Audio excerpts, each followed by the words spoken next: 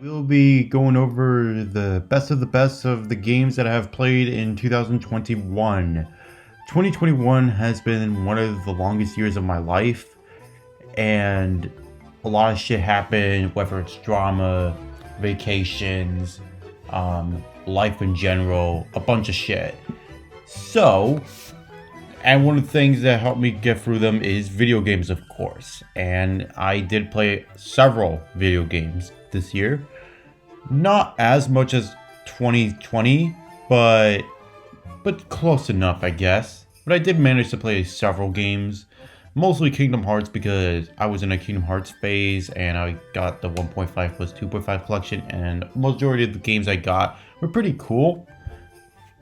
With that out of the way, let's discuss the games I managed to play in 2021.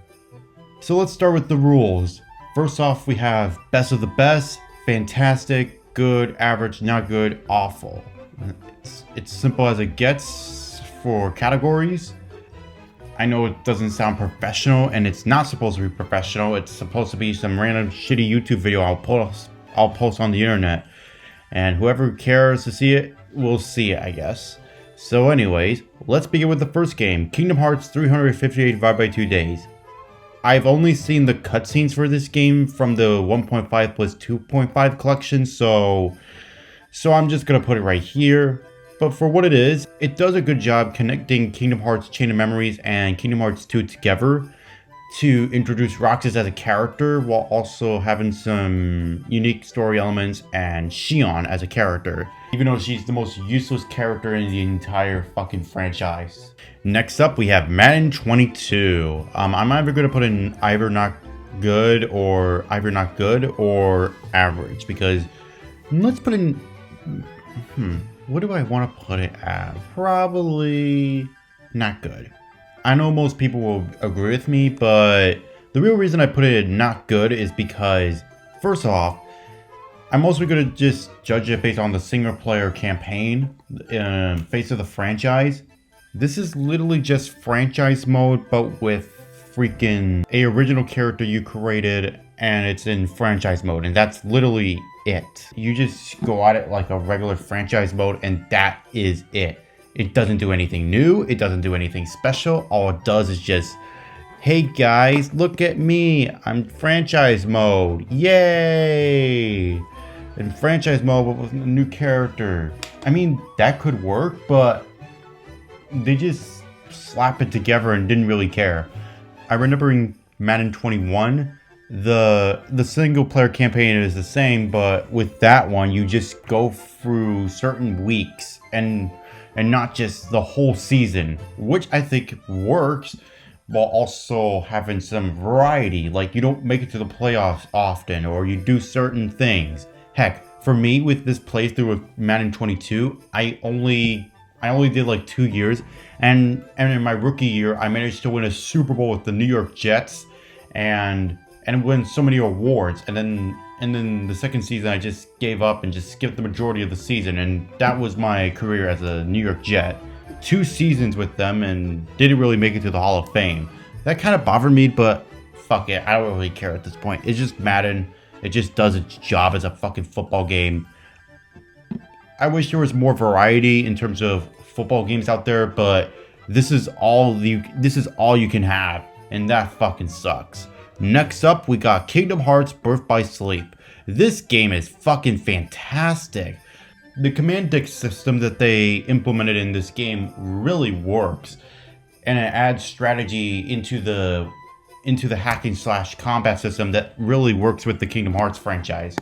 And although I got a mental breakdown over the final boss at one point, I managed to beat it, and it's a fun game. I like the 3 characters, Terra, Ventus, Aqua.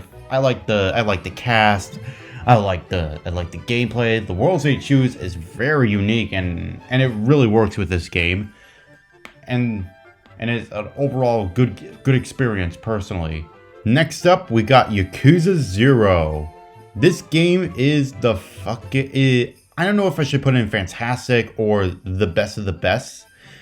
Maybe I'll say it's the best of the best.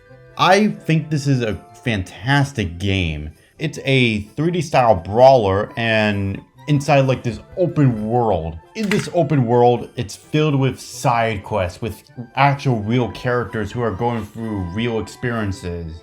The story is okay, but I don't really care about the story when it comes to games, but for what it is, I think it works to help develop the characters and such. And I do appreciate Kiryu as a character. I love how the game gives you so many different like mini games. You get the 3D brawling style, and the skill tree that it gives you is great. I really appreciate everything that it has done, and I highly recommend it for a lot of players who are looking for other games to play. This is a great game for you, personally. Let's do Hyrule Warriors Age of Calamity. It's average. Why I say it's average is because just a mix of Breath of the Wild and a Warriors game, and that's all. The story is shit. It was absolute dog shit. All it does is time travel and just make it into a generic story about Zelda becoming a princess or some shit. I haven't played it since July. I didn't like the story. For some reason, Link doesn't talk in this game, even though all the other characters talk, which is something I don't understand personally. It really sucks, by the way, to have the main character just not talk when everyone else talks. It's just stupid. This game doesn't even add anything to Breath of the Wild. This is just a sub-game that really isn't canon and just is an alternate universe of the other game. It's just Warriors and Breath of the Wild. Like, they didn't add anything really new to the game to help it make it stand out. It's just the same old. And that's something I couldn't really... Although Breath of the Wild is one of my favorite games out there, I personally think that they should have added some new enemy types or some new scenarios in this world, so it just doesn't feel like you're just going through the same locations, meeting some of the similar characters and such. Although they do have some new characters, it's just not enough. They should have made it into its own game with its like... They should have made its own universe with new characters and such, but time and recognizable characters, this is probably why it's like this. And they also needed a Zelda game for the 2020 holiday season, so there's also that. Next up, we have Kung Fu Panda for the Nintendo DS. This game was, you know what, before I put it in there, let me give some context to this. For Kung Fu Panda, I got this game as a child on my DS. I didn't get any Mario games, I didn't get any Zelda games, I didn't get any Pokemon games. I did have Animal Crossing, but I wasn't into Animal Crossing. It was just mostly, it's mostly just gonna be shovelware and animal games. That's literally what it is. It's just shovelware games for my DS, and that's really it. And this was one of them. Kung Fu Panda, based on the 2008 DreamWorks film. I remember it being awful when I played it in like July. It's not, I don't care for it. Like, it's just, I should have made a script for this, but the game has ideas of trying to implement like character powers into the moveset of Po, who is the main character in this game. And it doesn't work well because all you've been really doing is just touching the Nintendo DS screen and maybe like just the D-pad and maybe like one or two other buttons. And the game just really just exists just so they can help sell the movie to other kids and stuff, even though it's just there as a film and it doesn't really add anything. It's just a DreamWorks film, personally. I haven't seen this film. I don't think I have seen this film in a while, or probably never. But I know this game is trying to sell the film. It's not good. I really don't think it's anything decent or anything that I would say to be fucking good. It's not, so not good, it's not even in the not good category. Next up, we have Metopia. I think it's average. If this is your first RPG, then I think it's gonna be okay for someone like you. Without the character customization, this game is literally nothing. Character customization is the real reason why this game is sellable, because you get to make your own characters and go on a quest to save original characters and stuff. But it doesn't really have all that much going for it, and if you just remove it and you just give it like generic character names and stuff, then it's going to be an awful experience because there is literally nothing there. There is absolutely nothing there. All it is just a bunch of generic character tropes and stuff that just exist to help form a generic story. Because of the character creations and how they interact with each other and how you can make them bond with other characters, I think that really helped it become a decent game at its own fine, good point. But I do think it could have done a much better job with the formula and try to make some sort of interesting story and maybe make certain decisions and stuff with them and stuff. Next up, we have Touhou Kabuto 5 Burst Battle. Another average game. Come on, get up there. So, I have never played a Touhou game. This game is made for Touhou fans, and it's not really a thing for newcomers because it doesn't really explain who these characters are or what the fuck they're doing or anything. This is a fan game of a shooter game where you use anime girls to shoot other anime girls. In this game, it is basically a 3D brawler, but it just feels slow and doesn't really have that much impact. It just feels tight and it just feels like it's tank controlled and has like very tight moments and is super slow, and it doesn't really work for certain characters. It just reuses several bosses and stuff. It just doesn't feel all that really special in terms of a game. It's just there for people who are fans of Touhou, and that's really much it. The next game we got is Kingdom Hearts Dream Drop Distance, specifically for the 2.8 collection. I would still put it in the fantastic category because I consider it very similar to Birth by Sleep with the command deck, but it also has some great variety with its combat. You also get the Dream Eaters, which are really useful in battle. You also get some other stuff such as flow motion. You also have some very unique Disney worlds, like a world based on Fantasia. You got a world based on Pinocchio. You got the Pinocchio Carnival world. You got Three Musketeers. I don't even know why they picked it, but that's cool. And they reuse the command deck system if I haven't already mentioned that. Oh yeah, and Birth by Sleep has the shot locks. And I forgot to mention that it also has a great way of variety with its combat. But I shouldn't be talking about this game already much because I already just had a segment for this game. Dreams at Distance has some unique mechanics which I do think could work in some ways, like switching between characters using a sleep mechanic or a drop mechanic. I think that could be useful in some situations to help give the character certain movesets that could be really useful, like balloons or other shit. But overall, I do like this game. It's really fun. So the next game we're going to be looking at is Kingdom Hearts Fragment Passway or Fragment Passage. It's average. A lot of average games as of right now. It's just a tech demo to show the new graphic powers of the Kingdom Hearts franchise and how it can use the Unreal Engine in later games such as Kingdom Hearts 3. And it just set up the plot for Kingdom Hearts 3 and using plot points from Birth by Sleep to help develop the game and start introducing some new ideas and such, which I think it will work in that term, but that's really much it. Alright, let's get some other games out of the way. Call of Duty Cold War, I'm going to get this game out of the way. I didn't play much of it because my brother really just played the majority of it, but based on other experiences with stuff like Call of Duty World War II and Modern Warfare 2, it's just okay personally. I know what to expect from Call of Duty games, so it's not really anything special, so that's why it's already here. I played a little bit, but that's it because my brother played the majority of it for me, and that's it. The next game I got is Tekken 7. The real reason I got Tekken 7 is because of Kazuya got into Smash Brothers, and that was it. The game itself was just a generic fighting game, and it didn't really add anything to this table personally, so that's why I put it in average personally. Next up we have Astro's Playroom. It's a good way to show the capabilities of the PS5 while also having a cute little adventure going through the history of the PlayStation consoles while also being a fun little platforming game. Yakuza Kiwami 1, it's basically the exact same game as Yakuza Zero, but with a different plot and different time period and some new characters here and there, so I'll just put in fantastic because it's just the exact same thing. But if they brought in some new ideas, they could have made it into a better experience.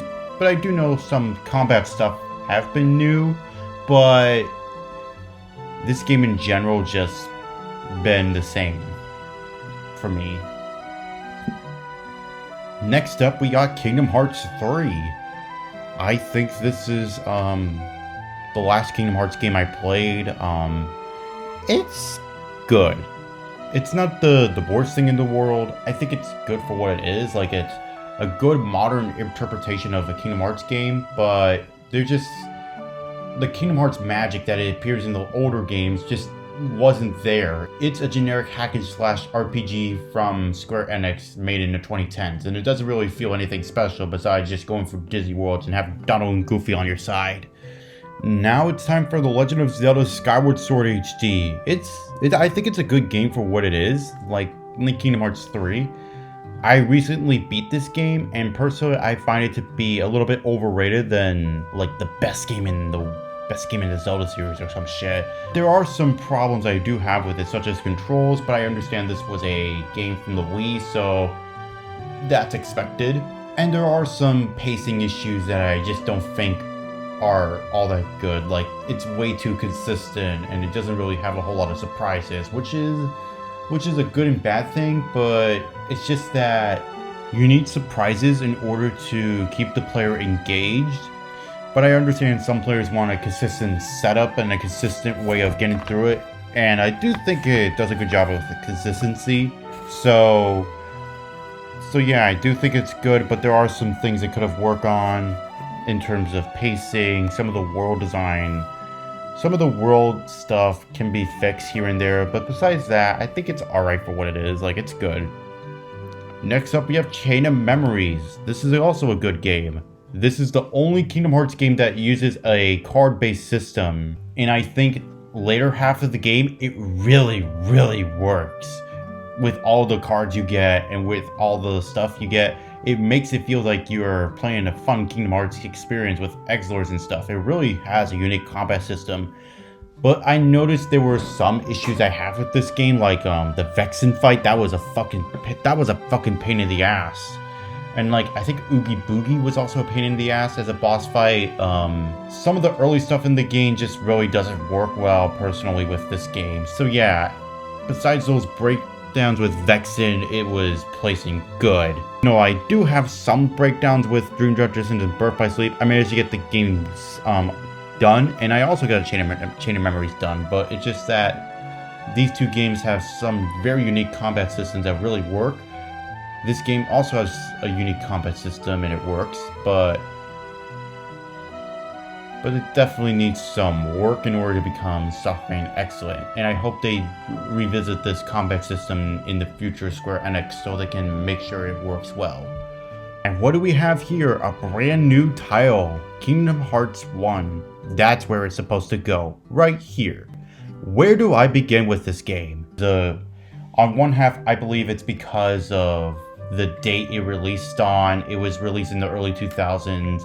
It was the first Kingdom Hearts game, so a lot of the features that we all know and love haven't really appeared in this game.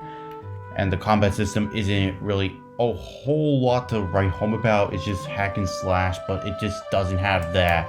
It doesn't have the crazy combos that really help make Kingdom Hearts a fun-paced action-adventure game. There are several bad shit in this game, such as Deep Jungle. There are several Ansem fights that are absolutely dog shit. Several final bosses that give me mental breakdowns. There are so much shit that is wrong with this game. I just can't even understand why it's even considered good in some people's way. Like, if you like it, then that's good for you. But personally, I just feel like it's not a good game. It's just a dog shit experience. But one thing I can give the game credit for is that it has a fantastic presentation. Like the music is great, the character designs, the graphics really hold up. It's just presentation wise, it looks great. It's just that the gameplay just aged poorly because of either time, or this is the first Kingdom Hearts game and they want to experiment with the game genre. Next up, we got Final Fantasy 15. I would put it in best of the best. Why did I put it over here? Well, it's quite obvious. I really loved how this game has a great open world with a lot of detail and a lot of stuff to do. You have some great side quests you can do. I like the 4 main characters you get. Noctis, I think the other one's Pronto, Igneous, and there's also like Gladius, I think was the name is. I like the 4. They remind me of the Ninja Turtles. You get some cool characters here and there. The combat system needs some time to get used to, but overall, the combat system really works well with the game itself, and it gives a lot of shit to do. Besides some frame rate issues here and there, and some cutscenes not playing properly for some reason, I'm assuming it's because of my console. This game is a fantastic game, and I recommend it for anybody interested in Final Fantasy and everything. Next up, we got Pikmin 3 Deluxe. I think it's a good game. Maybe fantastic. I do like, this is my first Pikmin game, so I was not really expecting much probably, and from what I have played, I think it was a treat.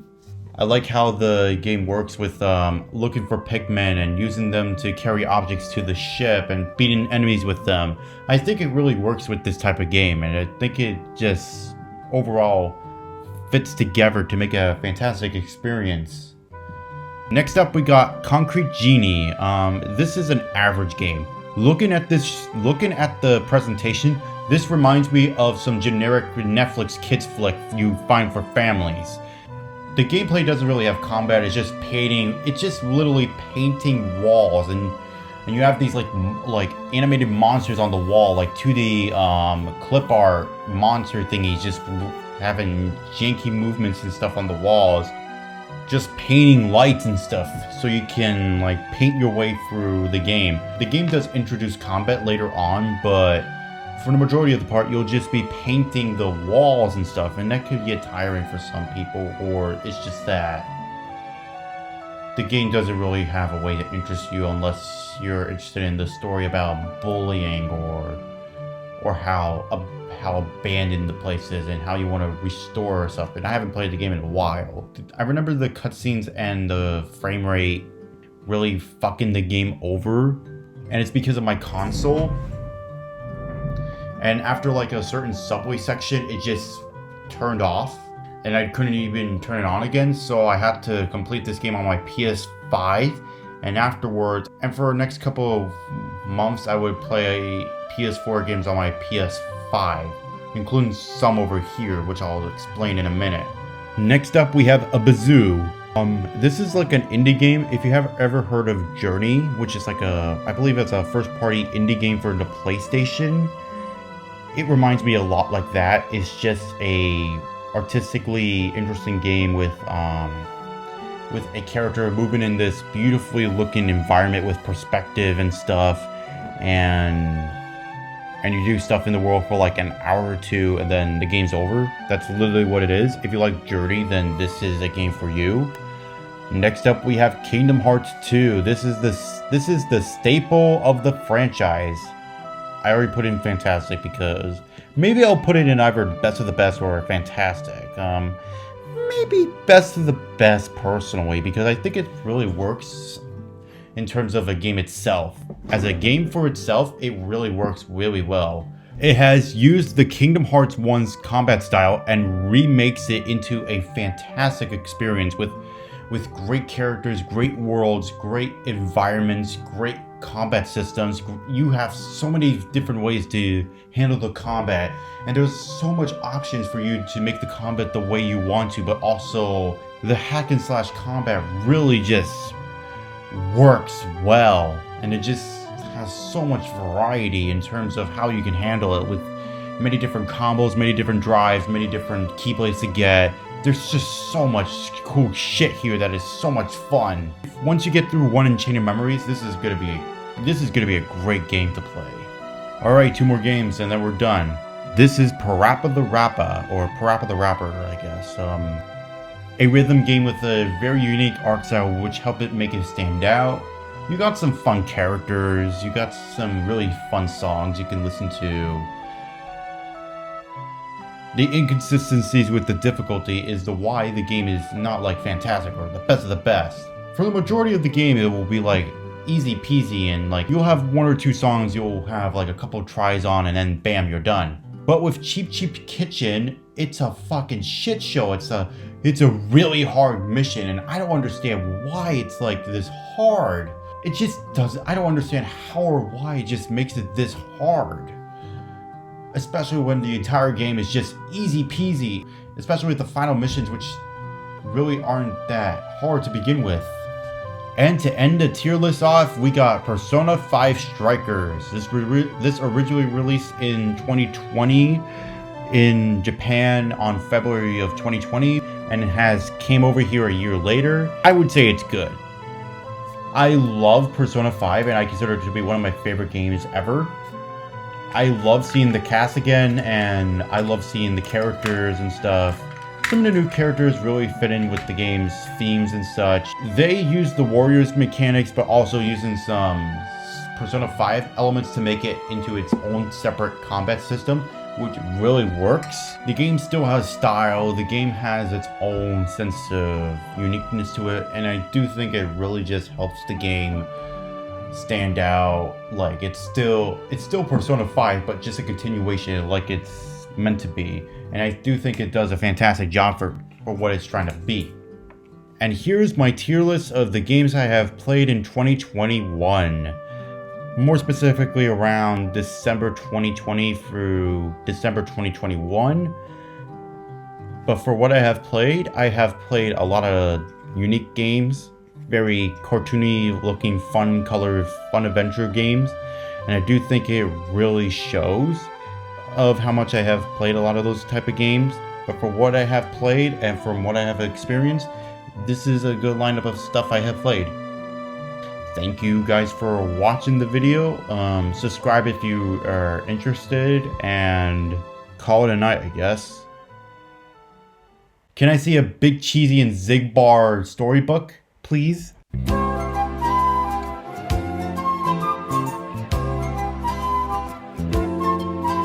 It's a wonderful day to go out and